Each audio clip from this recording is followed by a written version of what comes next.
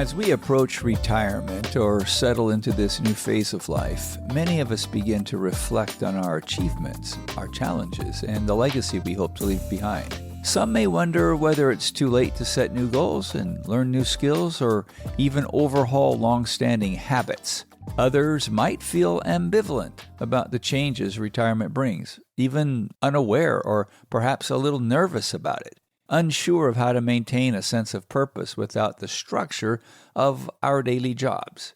But what if the key to navigating this next chapter isn't about talent, intelligence, or luck?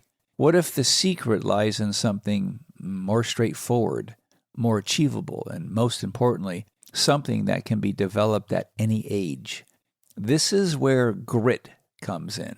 It's a concept popularized by psychologist Angela Duckworth in her book Grit, who defines it as the combination of a passion and a perseverance toward long-term goals. Welcome to my podcast on how not to retire, a psychological approach to a healthy and wealthy retirement.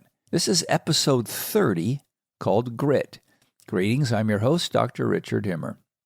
As mentioned, grit is the power of passion and perseverance in action. And in today's podcast, I'm addressing grit in the context of retirement. For retirees and pre-retirees, grit is not just a buzzword from the world of self-help or business. It's a powerful tool for thriving in a period of life often associated with reflection, reinvention, and even renewal. Whether you're contemplating new hobbies, volunteering, or simply striving to stay active and engaged, grit can help you stay focused, resilient, which was our last podcast, and passionate about what lies ahead. Angela Duckworth's discovery of grit began with an observation she made as a middle school math teacher. She noticed that students who succeeded weren't necessarily the smartest in class. Now, we've talked about this when we did the emotional intelligence section. Instead, the students who worked the hardest and refused to give up, even when the material became difficult, were often the ones who excelled. This piqued her curiosity. What was it about certain people that allowed them to persevere in the face of challenges, while others, their classmates, just gave up?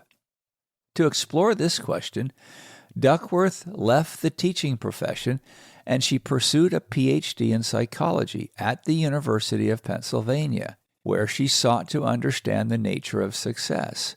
Her research led her to a crucial insight. Talent and intelligence matter, but they are not the primary drivers of long-term achievement. Instead, she found that grit, the ability to maintain passion, even have a passion, and perseverance over long periods, was a far better predictor of success. Now, I'm going to add another tidbit of research that complements Dr. Duckworth's research, which I had just mentioned, and that is emotional intelligence. The body of EI research finds that the key components of success in life are factors outside of IQ. Now, this doesn't negate IQ or straight intelligence. It simply replaces it at the top of the pyramid. Duckworth's findings were not or are not limited to students or children. In fact, her research extended to individuals from all walks of life, including West Point cadets, national spelling bee competitors, and sales professionals.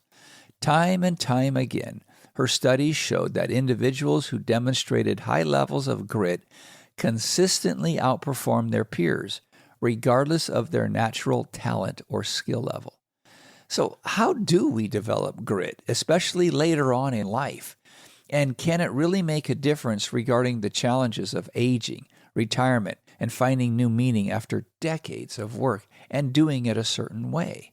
For many people, retirement is seen as a time to relax, enjoying the fruits of our labors, right? And perhaps take up hobbies that have long been put on the back burner. Well, these are wonderful aspects of retirement, but research also suggests that mental and physical engagement can lead to better health outcomes, mental and physical, greater life satisfaction, and even an increased longevity. However, staying engaged and setting new goals in retirement can be challenging, which we've discussed many times. After decades of structure, routine, and responsibility, some retirees find it kind of challenging to adjust to the open-ended nature of retirement. This is where grit becomes particularly relevant. In retirement, grit is not about achieving professional success, but about maintaining a passion for life and having the perseverance to continue striving toward personal fulfillment.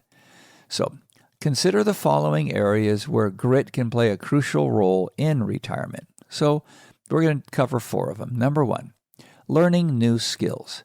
Now, I've mentioned this in different ways, and this is kind of the lifelong learner aspect. So, whether it's picking up a musical instrument, learning a new language, mastering a new technology, retirees who approach learning with grit are more likely to succeed. Perseverance is key when learning something new. If you've ever studied music or taken up golf is one of the hardest things to master. Well, you will never master it, but it's the ability to persevere, to play your scales, to constantly practice whatever it might be, especially when it feels difficult or frustrating at first. Grit helps you push through those early stages of discomfort and eventually reach a point where the activity feels great. It becomes rewarding. Okay, number 2, physical health and fitness. Maintaining physical health is another area where grit can be immensely valuable. Setting and sticking to a regular exercise routine, committing to walking every day. We always have reasons why we can't go. We had a rough night's sleep, so I'm not getting up this morning. I'm going to pass today. And then it's easy to pass tomorrow and then the next day. Or even training for an event like a 5K, a 10K, or perhaps even a marathon. While immediate results may not be visible, maintaining a long-term commitment to health goals can lead to a more active and fulfilling retirement. Number 3, your purpose, reinventing your purpose, because you're going to reinvent your identity. You are somebody different once you hit retirement. For many, retirement can feel like a loss of identity, especially if their sense of purpose was tied to their job. And frankly, it kind of is the way it goes, isn't it? Grit helps us find new sources of meaning by encouraging perseverance in discovering new passions. It could be volunteering. It could be mentoring. It could be pursuing some dreams that we've always had but have never been able to act on. It keeps us focused on the long-term goal of living a life filled with purpose, even when the path to finding that new purpose isn't exactly clear. It's a bit foggy or muddy right now. And finally, number 4, and this is building and maintaining relationships. I have said over and over that we're hardwired to connect. Our level of connecting with others is going to dictate our mood. It's also going to dictate what we're doing and what level of grit do we have. Social connections are crucial for emotional well-being, especially in retirement. Grit can help us invest in relationships, both old and new. We can deepen the ones we have with family and loved ones, and we can deepen even the ones that we have with friends. But man, what would it look like to start developing a host of new friends with common thoughts, common passions, common goals, common hobbies? I think I've mentioned this before. I have a pickleball court in my backyard, and I'm kind of a very popular person, not because of me, but because of my court.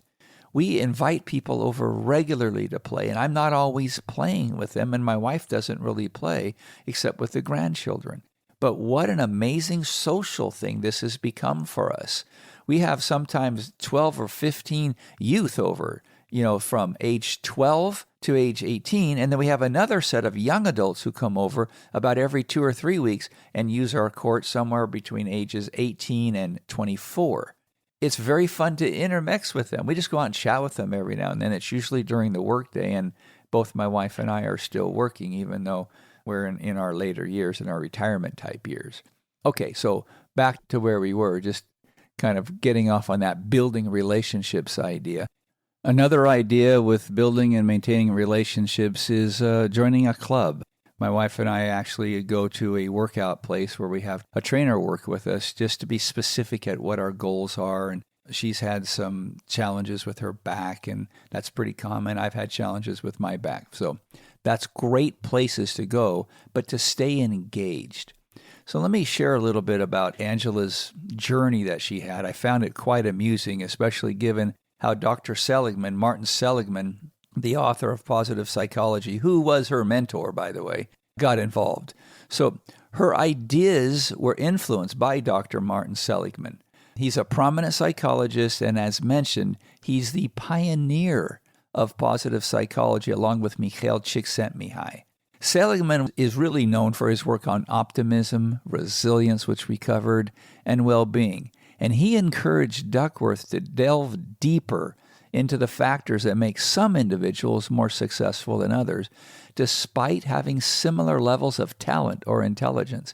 If you're a sports fan, all you need to do, I'll just take basketball, for example, is go back in our time. So back in the 60s and the 70s with the Lakers and the Celtics and the Bucks and a number of other really good teams, the Knickerbockers. What I noticed during those years as I was growing up and paying attention is it wasn't always the most talented person on the court that made the biggest difference, but the one with the greatest grit. They're the ones who made the difference, the one who worked the hardest. Sometimes the likes of a Larry Bird, for example, that's what comes to mind. He probably worked harder than anybody else on the parquet floor. He had great talent. The knock against him was he couldn't jump and he was slow, yet he was so good. He was one of the greatest ball players of all time. Well, what made him so good? Did he come out of the womb with the ability, or did he work at it? And that's where the grit came in. It's a long-term perseverance of something. So Dr. Seligman is one who pushed her.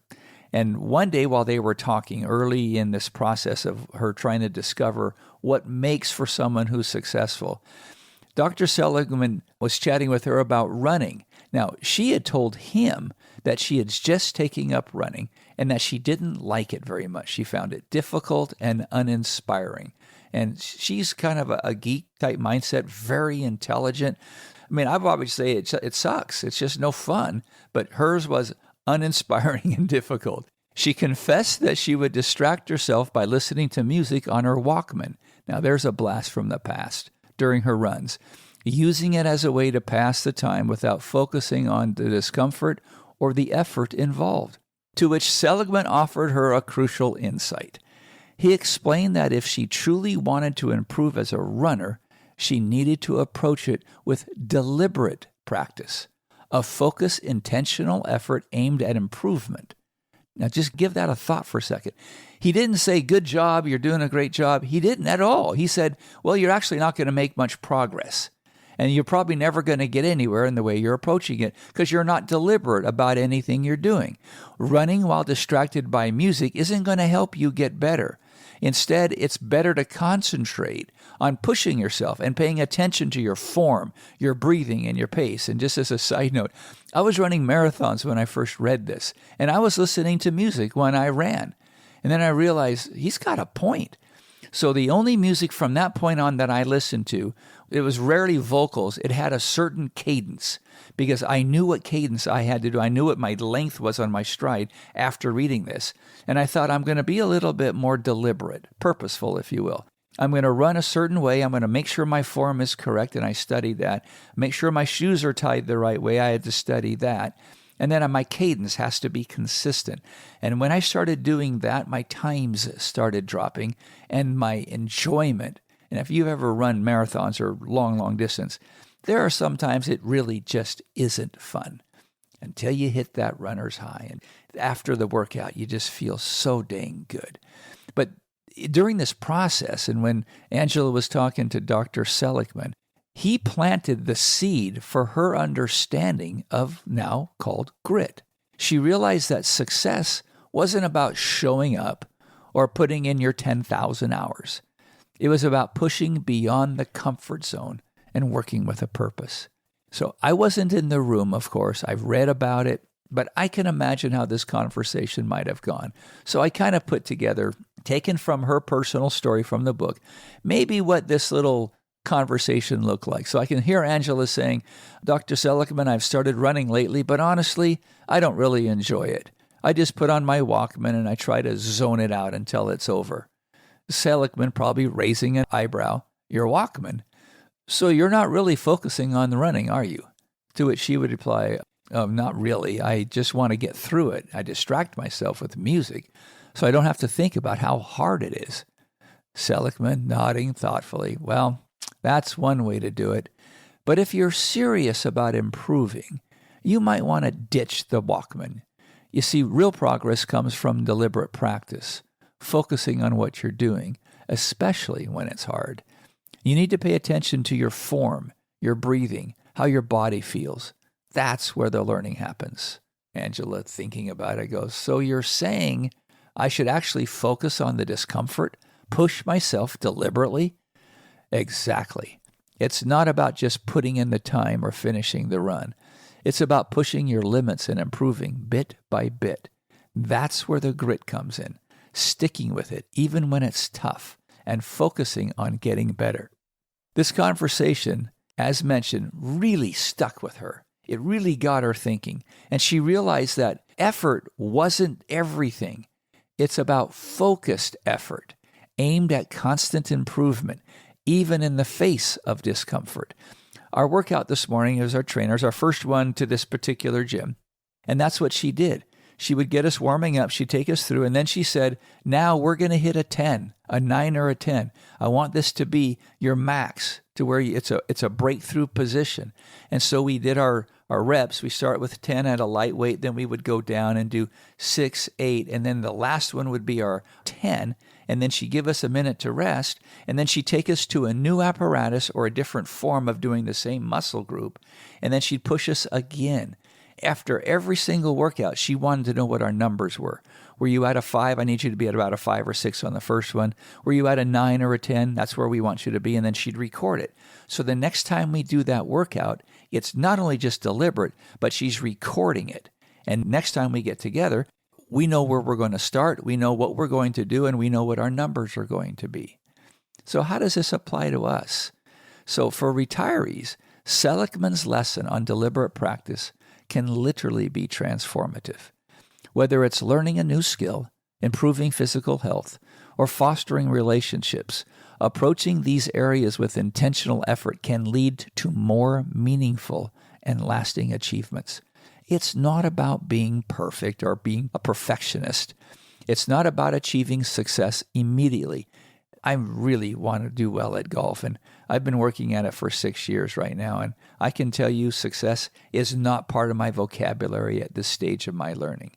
But it is about the process of improvement and staying committed to long-term goals. That's a long-term goal of mine. And there have been more than one occasion I've just thought, I don't know how people hit that ball straight. It happens on occasion, but it's not very often. The funny thing is I'll typically hit it well on the 18th hole, so I'll think, okay, I finally figured this out. It took me 17 holes to do well. Now I'm ready to come back and do it again. Maybe that's the key to it. The golf gods like to tease us in that regard. But no matter how old we are, it's about the process of improvement and staying committed. Now, there was a major breakthrough. This is one of the more fascinating aspects of her story on this construct of grit. A major breakthrough came in her research when she was invited to study the cadets at the United States Military Academy at West Point. Now, for just under 200 years, people have tried to figure out a way to measure the success of West Point cadets. Will they make it through the program?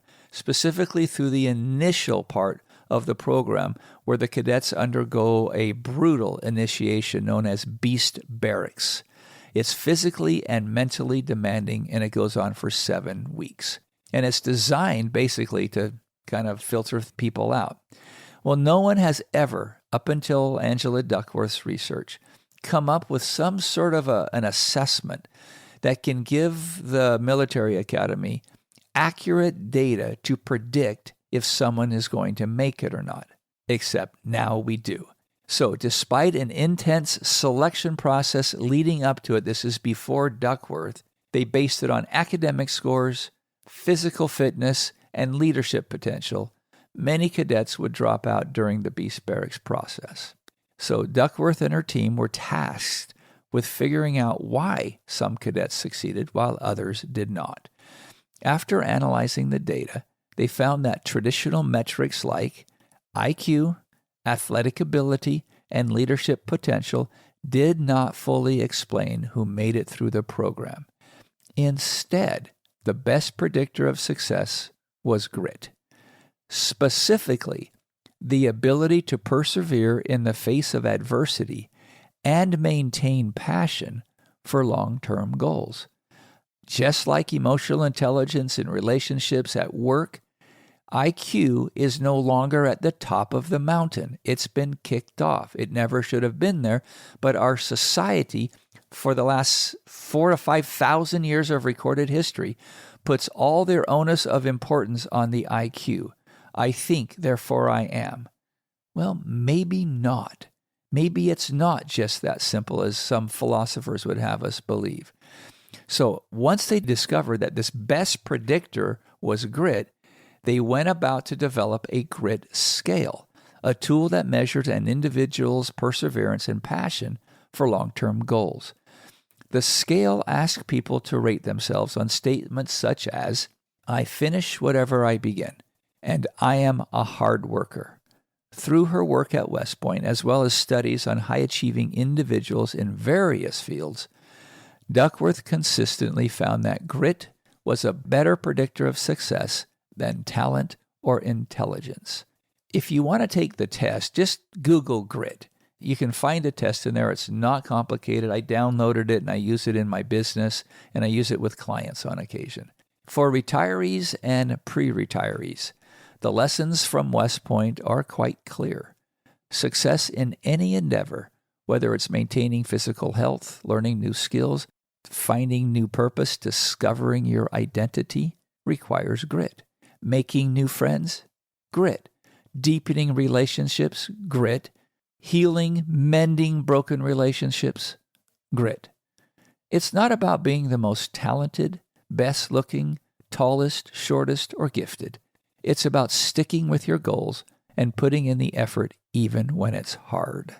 One of the most encouraging aspects of her research is that grit is not a fixed trait. It's a behavior. It's not personality. It can be developed at any age, therefore it can change. While some people may naturally possess more grit than others, the ability to cultivate perseverance and passion is something anyone can work on, again, akin to emotional intelligence. This is particularly relevant for retirees and pre-retirees who may feel that much of their life is behind them and that it's too late to start something new. You can't teach an old dog new tricks type idea. That's hogwash, by the way. The truth is that grit can be developed at any stage of life. So here are a few ways to cultivate grit in retirement. 1, set long-term goals. The only way you can have grit is to do something long-term. Identify something you're passionate about and set a long-term goal around it. Let me give you an example. Playing the guitar, just as an example. You're not going to pick up a guitar, take a music lesson, and all of a sudden be able to play. That is not going to happen. I remember I learned how to play the guitar in my 30s. I practiced for about 2 months, and my first concert was with kids ages 3 to 12. And I was a smash hit with my buddy, my instructor. We sang a couple children's songs for them in our church, and the kids loved it. They wanted more. The problem is I only knew that one song, so there was no way we could do an encore. Of course, I was exhilarated. And before we even played the little concert, the one song concert, of course, my hands were sweaty. It was like I was going into Game 7 of the World Series. I was so nervous. Playing a guitar, strumming a guitar, and then singing at the same time is very challenging if you've never done that before. But anyway, I digress. That was a long-term goal. I still play guitar. We created a family band. At one point in time, all 5 of my boys played in our band. And we used to go around singing for retirement homes, prisons, the Boy Scouts, and the community. Very, very enjoyable. Okay, number 2, break it down. Long-term goals can feel overwhelming, so break them into smaller, manageable tasks. Celebrate the small victories along the way to maintain motivation. Record it. Number 3, embrace your discomfort. And I know this may sound a little bit odd, but getting past this discomfort that comes off and then just going, oh, no, it's just too much. That back over mattress is very challenging. Why? Because you're tired. You had a bad night. You didn't sleep as well as you want to. So it's easy to say, I'm just going to roll over. Well, that's very challenging because that's where grit comes in. Can you get past that discomfort? Can you get past the new skill, the repeating of an exercise routine or stepping outside your comfort zone? Socially, embrace the challenge as part of the process. Number 4, reflect on your progress. Look how far you've come. Look at where you were. Maintain that idea. If you see where you were and then you go back and you see where you are now, that's called the gap. That's a big difference than just looking at where you were yesterday, because sometimes in any given day, you might not be as good as you were the day before. So reflecting on your progress can help you stay motivated and remind you of the importance of perseverance. And then lastly, surround yourself with support. Grit is a lot easier to cultivate with a supportive community. We've hired a personal trainer, and I want that support specifically so someone is looking at me, measuring what I'm doing, talking to me about what she's seeing or he's seeing, etc. It's a big difference. Whether it's a family, whether it's a friend, or just a group of like-minded individuals, having a network of people who encourage you and hold you accountable makes a tremendous difference. Okay, so let me wrap things up here. For pre-retirees and retirees, Grit offers a robust framework for approaching this new phase of life. It's not about being the most talented. It's not about being the smartest or the strongest or the tallest.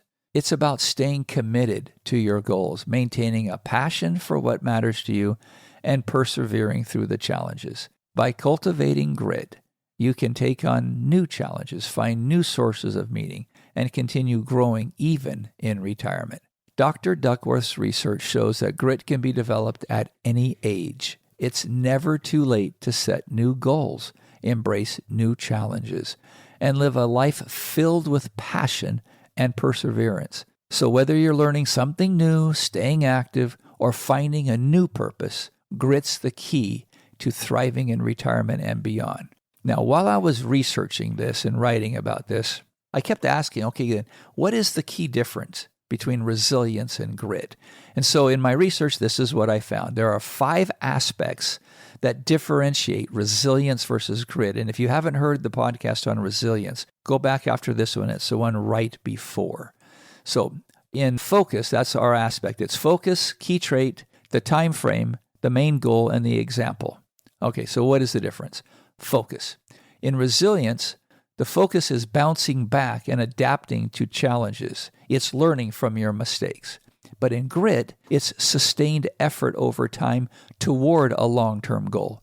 Can you see how the resilience and grit become an interdependence with each other? They become a paradoxical balance. So bouncing back and adapting to challenges by making changes is resilience. Sustaining an effort over time and keep going forward is the grit. Beautiful paradoxical balance, the key trait. In resilience, flexibility and emotional recovery. In grit, determination and perseverance. Again, a beautiful paradoxical balance. Just one of the two isn't enough. Too much of a good thing can be too much. Having them both is what you want. Again, time frame. In resilience, it's short term, recovering from specific setbacks, then going back to focus, adapting to the challenges and making mistakes and doing retakes. In grit, on the time frame, is long term. It's enduring for extended periods of effort. Okay, main goal, resilience. Maintaining well-being and coping with difficulties. Grit, achieving a specific, often ambitious goal just outside your comfort zone. And the last one, what's an example for resilience? Adjusting after a personal loss or job failure, bouncing back, right? And then the example for grit, working persistently toward becoming an expert in a field. And I would argue, working persistently towards becoming your best self in retirement. Who are you and what is your purpose?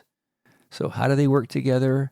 I kind of summarized that when I explained the paradoxical balances, but they just complement each other. A person with grit may pursue their goals relentlessly, but they'll need resilience to recover from the inevitable setbacks, failures, and probably the emotional tolls that arise along the way.